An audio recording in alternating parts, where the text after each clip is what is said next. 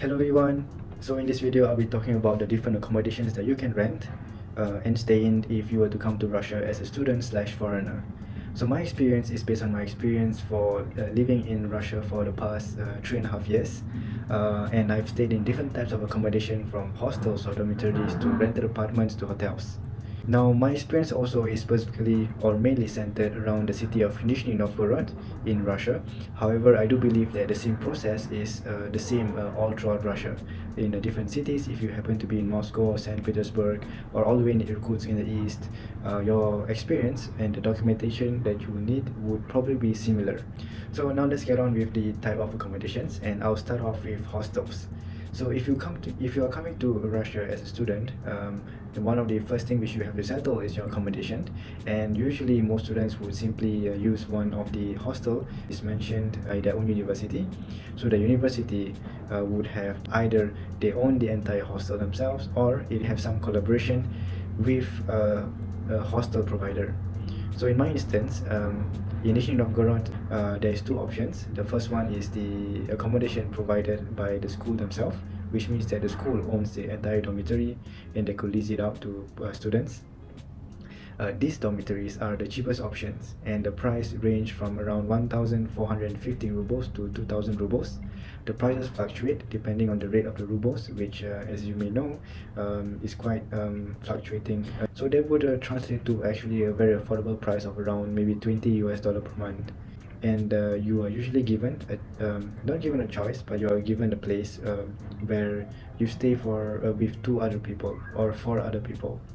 Now the condition at these hostels are, although they are clean, they can be old. So the facilities are old, and the distance between the city or where a lot of the campuses are actually pretty far.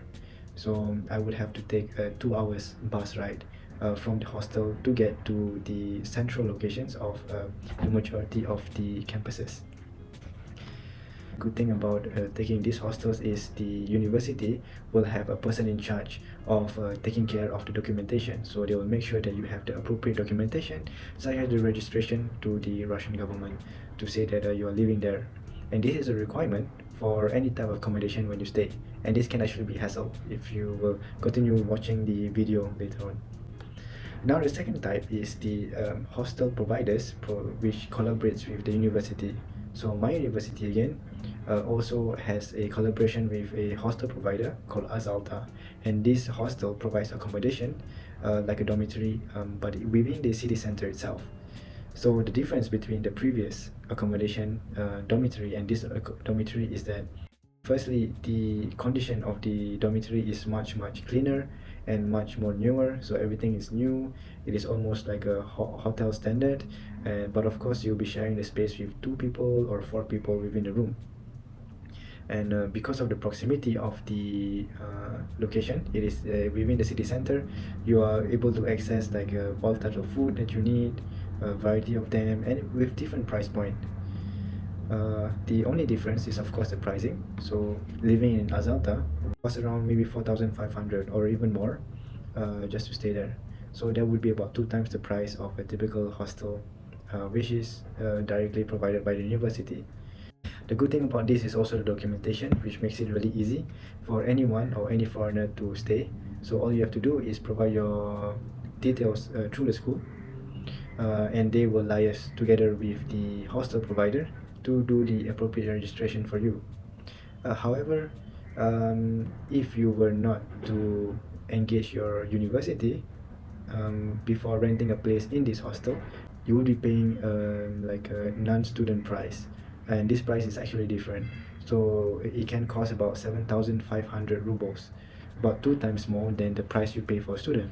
So let's say you're paying about $50 for the Exalta accommodation as a student, but if you come there on your own as a typical foreigner and you require the registration as such, you would be paying about $100 per month. So now let's move on to rented apartments. So rented apartments have a lot of benefits. So for example, you have your own space, you have your own apartment, you have your own room, you have your own private place for you to do your own studying and your own whatever social activities that you want. And this is really ideal for people who value their privacy or if they need the privacy to do their own business, for example, while they are studying.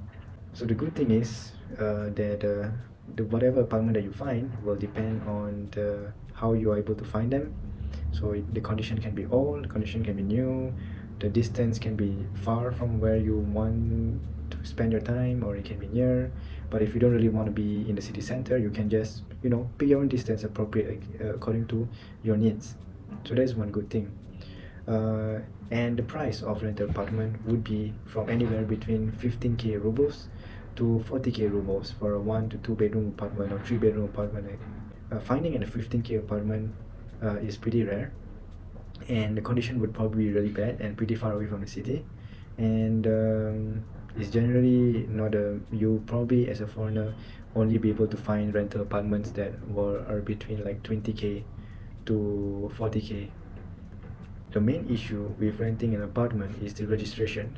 So as I mentioned, if you are living in Russia, anywhere or everywhere you go, whenever you stay, you are required to do a sort of like a registration to tell like the Russian government where you exactly stay.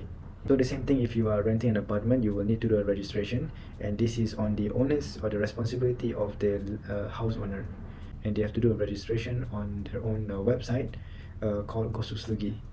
So this registration is actually technically free. However, from my experience for trying to rent for 3.5 years, almost every house owner are reluctant or do not want to do this registration for a foreigner, because essentially, from what I heard, I have not yet verified, their own tax for the property can be changed. They will have to like tell the government that they are renting their apartment to this foreigner, and therefore they have to pay a certain tax, right? And this is quite a hassle. So in general, it is actually, I would say, almost impossible to rent an apartment in the Russian cities like Nizhny Novgorod. Well, I've heard actually that renting an apartment in Moscow and Petersburg is much easier, because like there are agencies that are able to negotiate and try to help house owners to do this registration. There are actually some house owners that do a deal with you that says that you can rent my apartment for a certain amount of time.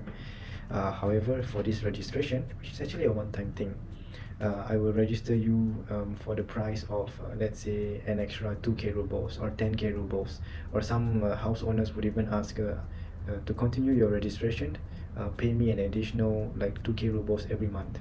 So this actually happens to me, and happens to some of my other friends who rent their own apartment. So how do you try to navigate through this? Because when you try to search for your own apartments by yourself through a lot of these rental apps, I can recommend like Xian or Avito. One way you can try to negotiate this is, firstly, you can engage an agency, a property agency, or ask around from your university network. Let's say there must be an international office that liaise with the international students, and they have like some contacts for who they can talk to, like a property agent who can try to assist or help with like other negotiations for a small fee. So that definitely actually happened for me.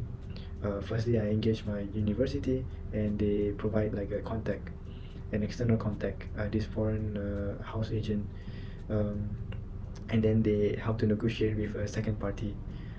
However, I would not rely totally on that, because from my experience again, for living for 3.5 years, um, the university can't really do much, and hence it's really, at the end of the day, you really have to do your own research and gain your contacts. You can try, if you're going to Nizhny Novgorod, you can try to message me or contact me, and I can give you some contacts of housing agents that don't really try to rip you off, but they are able to get this registration for you.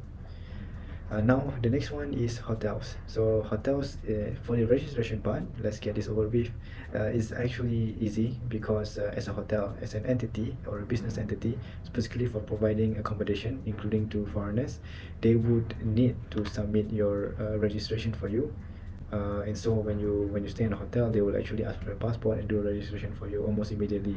And this is included in like the hotel prices and stuff. So of course, the prices for hotels are the most expensive.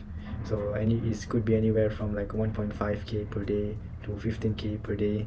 Um, but of course, you are not like solely confined to a specific location. You can just move around anywhere.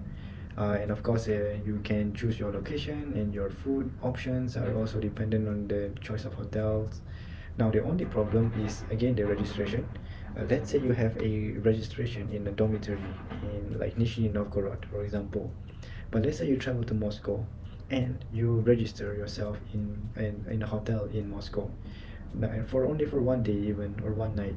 Now, when you return back to Nizhny Novgorod, you are required to do a registration again in the university, in the hostel, in the dormitory.